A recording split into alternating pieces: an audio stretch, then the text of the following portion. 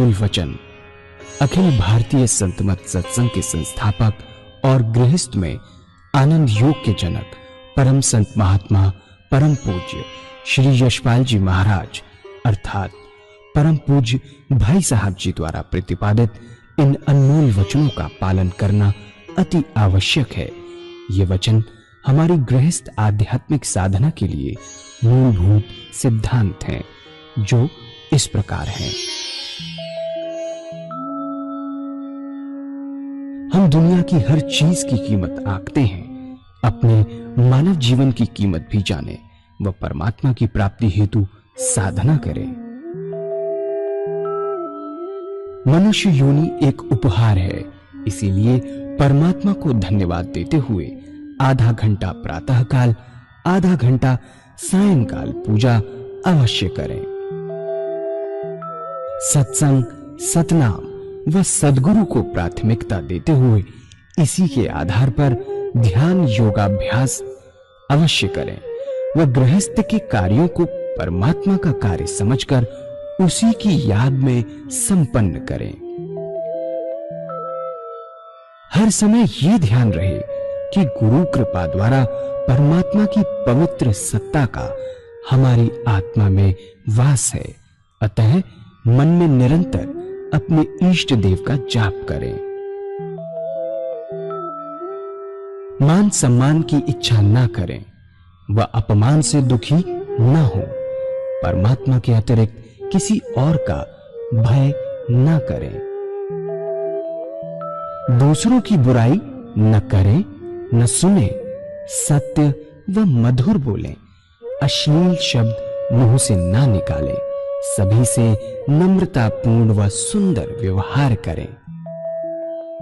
धर्म पत्नी के अतिरिक्त अपने से बड़ी से माता जैसा, बराबर की से बहन जैसा व छोटी से पुत्री जैसा व्यवहार करें। सांसारिक जीवन यापन की आवश्यकताएं अंतहीन है, इसलिए अधिक से अधिक समय सत्संग में व धन परोपकार में खर्च करें। याद रखें, न स्त्री माया है, न धन दौलत, न ही परिवार। माया वह है जो हृदय को परमात्मा से दूर हटा दे।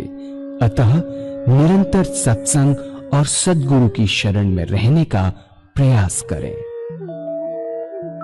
भोजन अपने इष्ट को अर्पण कर प्रसाद रूप में परमात्मा की याद में करें।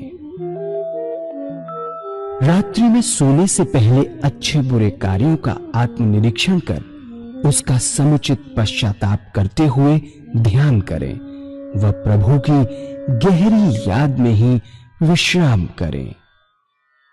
परमात्मा तू ही है, तेरी इच्छा पूर्ण हो।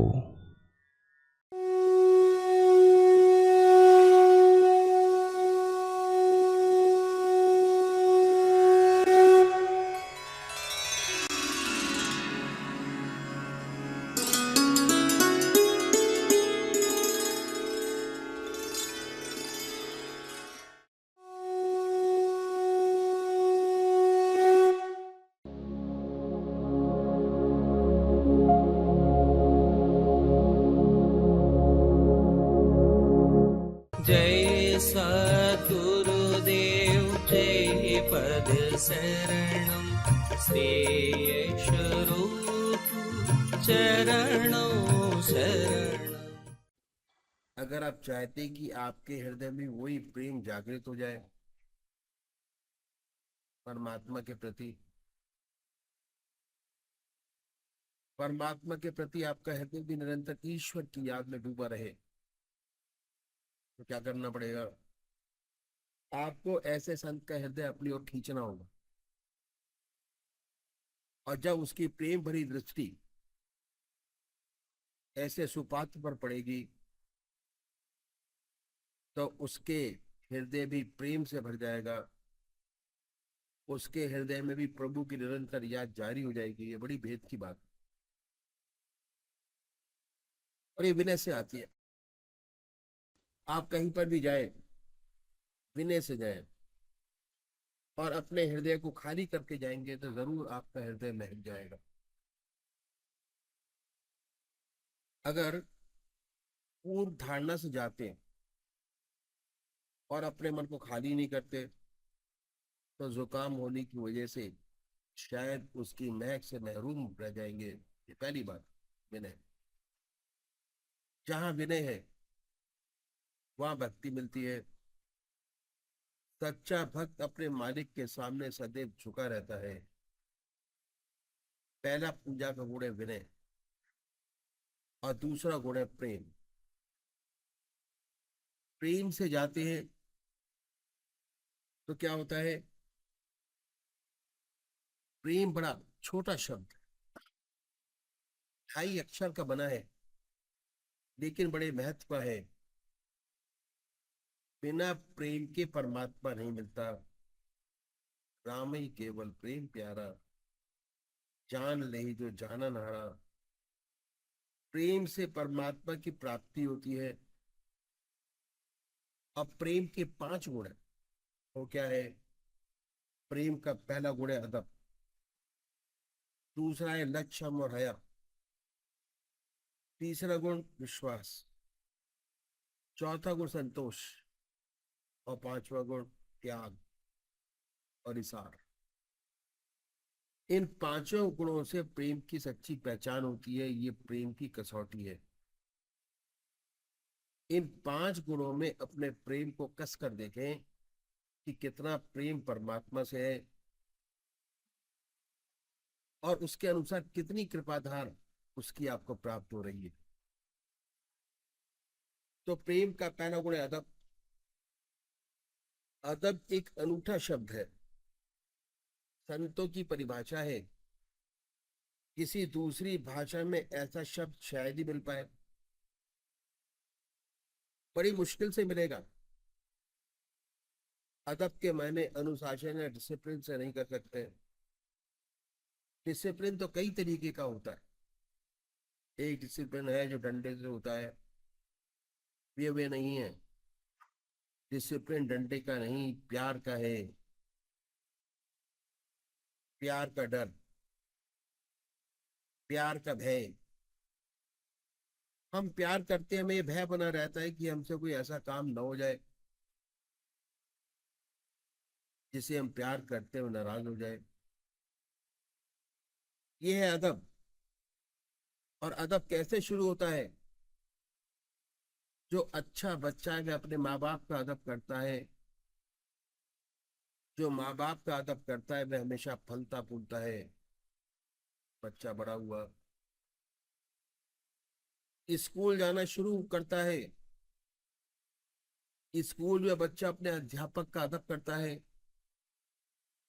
जो बच्चे अपने अध्यापक का अदब करते हैं उन्हें सच्ची विद्या आती है। जब वो बड़े होते हैं और परमात्मा के रास्ते पे चलना प्रारंभ करते हैं तो अपने सद्गुरु का अदब करते हैं और उसके प्रेम से डरते हैं। ऐसे साधक के हृदय में एक टीस बनी रहती है कि हमसे कोई काम ऐसा ना हो जाए जो उसके गुरुदेव की शिक्षा के विपरीत हो या उसके हृदय में किसी प्रकार की ठेस पहुंचे। कहा है अदब बादब बानसीब, बेअदब बेनसीब।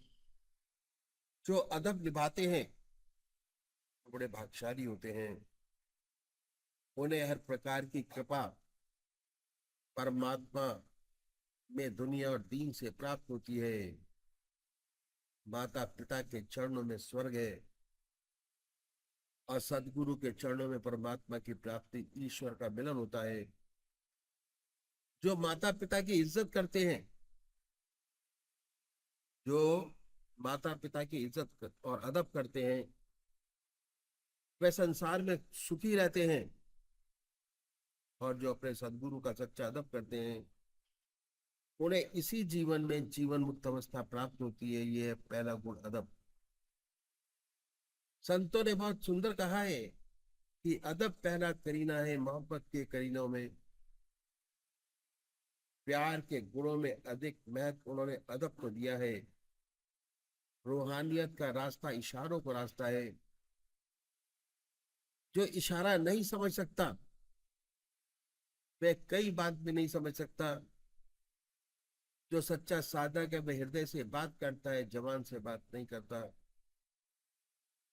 जब अदब आगे बढ़ता है तो हमें ईश्वर की नजदीकी प्राप्त होती है। इसी से परमात्मा का सच्चा अदब बनता है। उसके सबसे बड़ी अदब यह है कि एक भी क्षण हमारा हृदय परमात्मा की याद के बगैर न रहे। हर क्षण, हर समय उसकी याद आती रहे, उसकी हजूरी रहे, उसकी आगाही रहे। ऐसा परमात्मा का डर हमसे बने।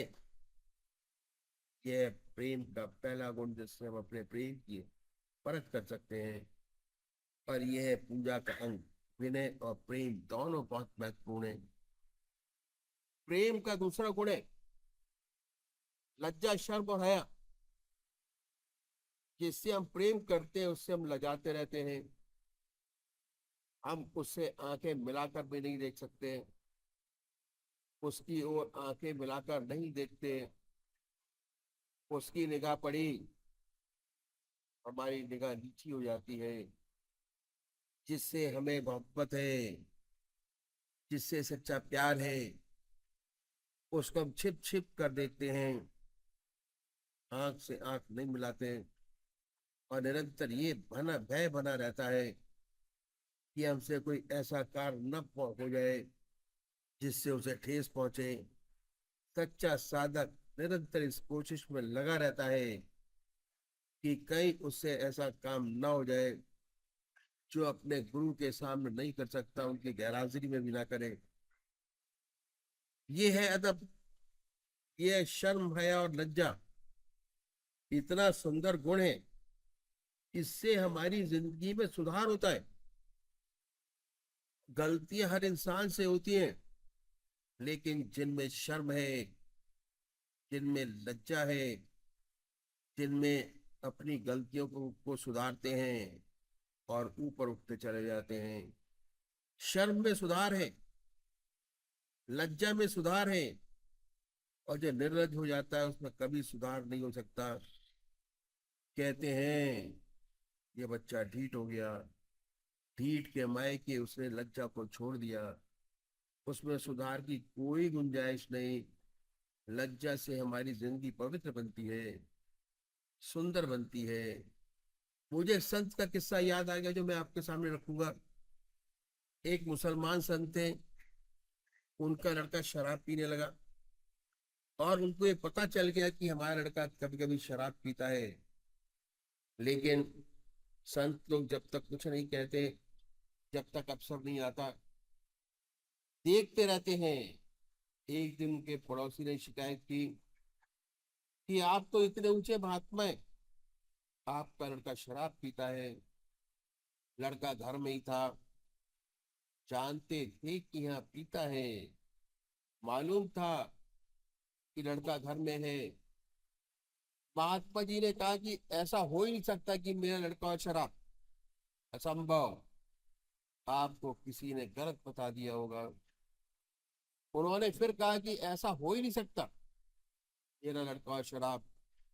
लड़का सब सुन रहा था। फिर उन्होंने कहा कि मैं आपको दिखाऊंगा।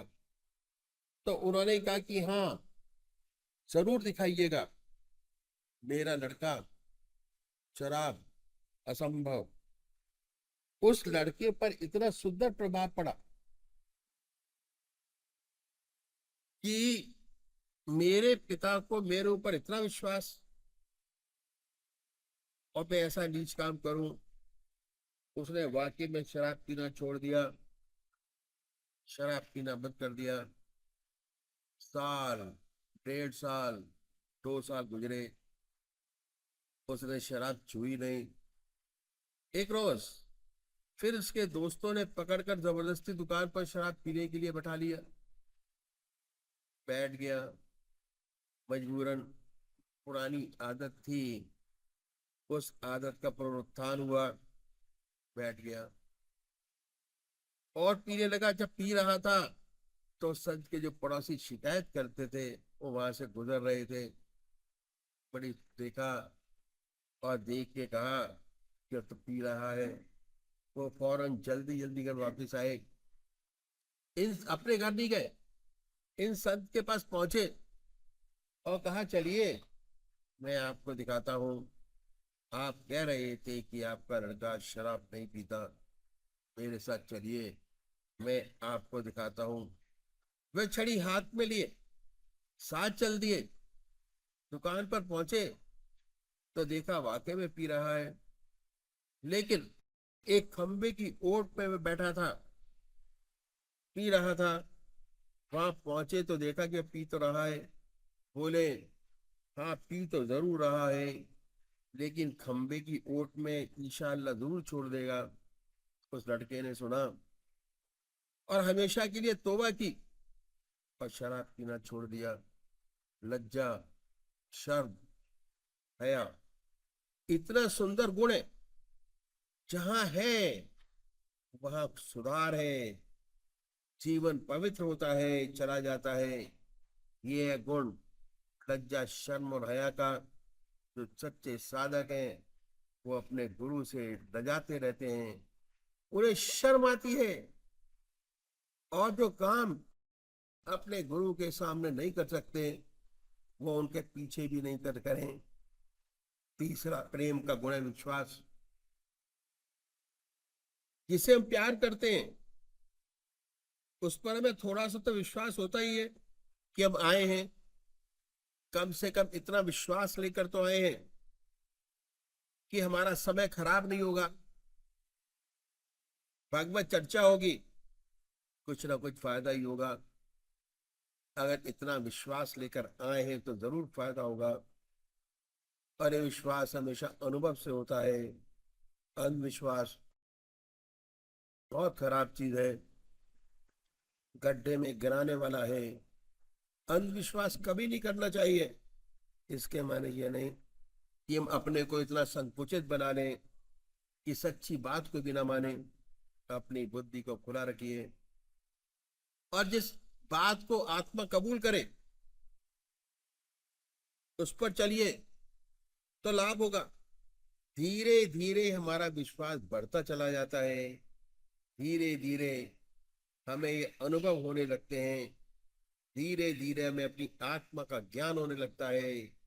धीरे धीरे हम परमात्मा की ओर बढ़ते हैं, उसकी लीला को देखते हैं। एक दिन ऐसा आता है कि हमें पूर्ण विश्वास हो जाता है और हम अपने को परमात्मा को पूरी तरह निछावर कर देते हैं, छोड़ देते हैं। ये विश्वास होना बहुत आवश्यक है। पहले अपने तरीके पर विश्वास होना चाहिए कि जो तरीका हमने अपना अपनाया है वह ठीक है और सच्चा है। बहुत सोच समझ कर उसमें कदम रखें। जब धीरे धीरे विश्वास हो जाता है कि मेरा रास्ता ठीक है, मेरा हृदय निरंतर उस प्रभु की याद में लगा रहता है, दुख में भी उसकी याद है, सुख में भी उसकी याद है। ऐसी सुंदर हालत जब बन जाती है तो हमें विश्वास हो जाता है कि यदि ईश्वर चाहेगा तो अंत समय भी उसकी याद नहीं छूटेगी। चिंतन और ये विश्वास ही है जो हमें पार लगाता है। जब मौत का धक्का आता है तो बड़ी से बड़ी तपस्या धरी की धरी रह जाती हैं, शरीर कमजोर हो जाता है, मन कमजोर हो जाता है। ऐसा विश्वास, ऐसा आत्मिक अनुभव यदि जिंदगी में हो जाते हैं, उनसे विश्वास दृढ़ हो जाता है और वही अंत समय में काम आता है।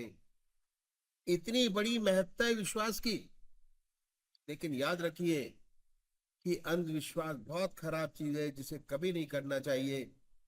हमेशा सोच समझ कर विश्वास करें, अनुभव के साथ विश्वास करें तो बार बार लाभ होता रहेगा, बार बार आगे बढ़ते रहेंगे और ये विश्वास ही परमात्मा से मिलाएगा। मुझे एक पौराणिक कथा याद आ गई जो मैं आपके सामने रखूंगा।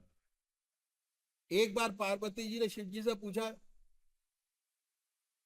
कि महाराज ये कुंभ का मेला लगा हुआ है, 12 साल में एक बार आता है,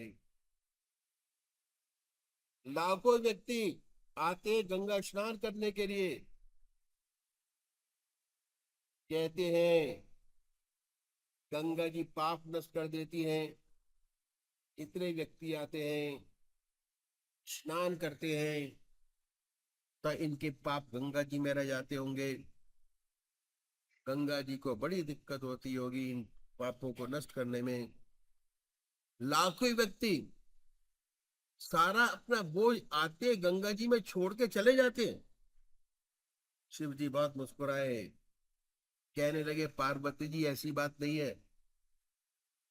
तो क्या है, ये जो लोग पाप की गठरी जैसे सर पर लेके आते हैं वैसे ही वापस चले जाते हैं। तो खामा कहाँ आते हैं, लाखों की भीड़ होती है, ट्रेन चलती हैं, कितना बड़ा इंतजाम किया जाता है, तो ये सब बेकार ही है क्या? लगता तो ऐसा ही है। शिव जी ने पार्वती जी से कहा कि ऐसे ही लगता है, सब बेकार है, तो ये सब दिखावा मात्र है। पार्वती जी बोली ऐसा कैसे हो सकता है?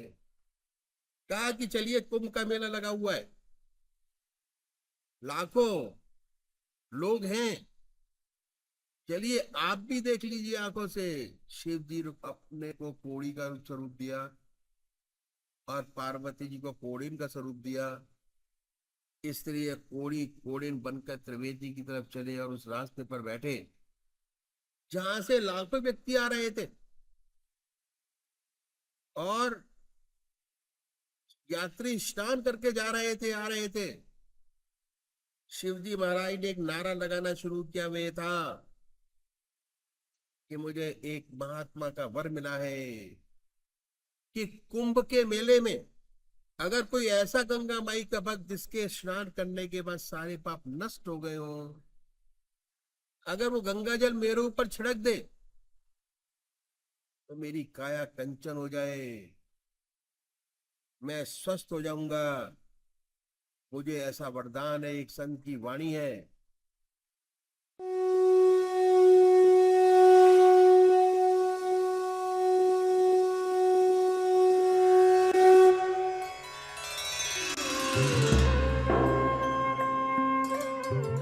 ध्यान योग के कार्यक्रम आनंद योग से निशुल्क जुड़ने के लिए संपर्क करें 9810239677।